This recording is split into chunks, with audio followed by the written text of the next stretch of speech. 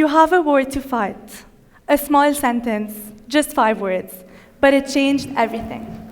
I was lying in a hospital bed when the doctor examined my test results and said those words to me. My 8-year-old self was baffled. Seriously, me, fighting a war? What war? At 8 years old, how was I supposed to fight something as big as a war? Wars were things I read about in history books, saw on the news, or heard about in the stories my grandfather told me.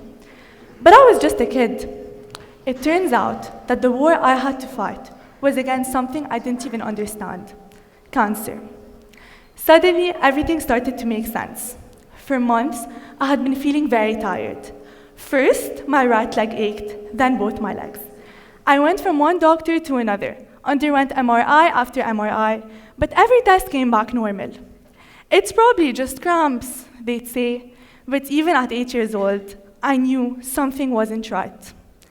Then came October 28th, 2017. I was lying next to my grandfather, playing with a doll my dad had brought me from a business trip. It was just a regular afternoon until it wasn't. That's when the news that would change my life forever arrived. I remember that moment with unsettling clarity. My parents rushed me to the hospital. No one explained what was going on, but I could feel it. Something was terribly wrong. The urgency in their voices, the worry in their eyes, the tight grip on my hand, it all told me this wasn't just another checkup. And that's when the hardest 3 years of my life began. I remember the first 2 months of my cancer journey vividly, especially my first night at the hospital.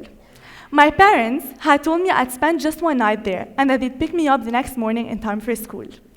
Little did I know, one night would turn into 2 months. Slowly, my life shifted. I stopped going to school, I stopped seeing my friends, I couldn't even see my baby brother. My world became one of hospitals, IV drips, blood tests, and surgeries. And that's when I truly learned what it means when they say, life is unfair. My childhood, my innocence, my freedom, they were all taken from me far too soon. Every morning, I would wake up to a pillow covered in strands of my hair. That's when I realized this illness, this thing I didn't even understand, was trying to take over my life. But my 8-year-old self made a decision. I would not let it. Not only was I determined to fight this war, but also to win it. I wanted my life back, so I fought. Being in and out of hospitals meant falling behind in school. But I wasn't going to let cancer take my education too.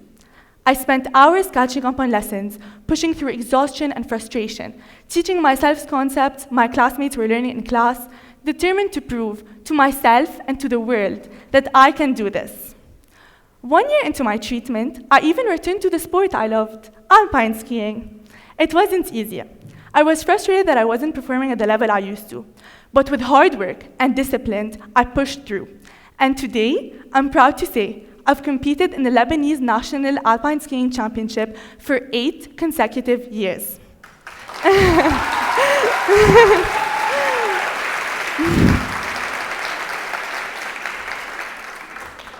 Today, when I look back, I don't just see the pain, I see the resilience. I see someone who, despite everything, refused to give up. I see a little girl who always thought that better days were coming ahead. And I've realized something. If I could face cancer at the age of 8 and still find the strength to study, to ski, and to smile, then I can do anything. And I haven't done this alone. My family has been my anchor. My parents, who carried their fear in silence so I wouldn't feel it. My grandfather, whose stories always gave me hope, even when he was gone. My brother and my cousins, who reminded me of all the joy I had to fight for. My friends, who waited for me, encouraged me, and never treated me differently. And lastly, my school, IC, which didn't just support me academically, but reminded me that I always belonged, even when I couldn't always be here physically. They all became a part of my army in this war. I was 8 when I was told I had a war to fight. I didn't understand what it meant at the time, but I do now. I lost a lot during those years. My childhood, my routines, my sense of normal, but I also gained something: resilience. The kind you don't learn from books, but from experience. I didn't choose this battle, but I faced it. I got back up even when I didn't feel strong. And today, I'm still getting back up every single day. Because now I know if I can get through this, I can get through anything. Thank you.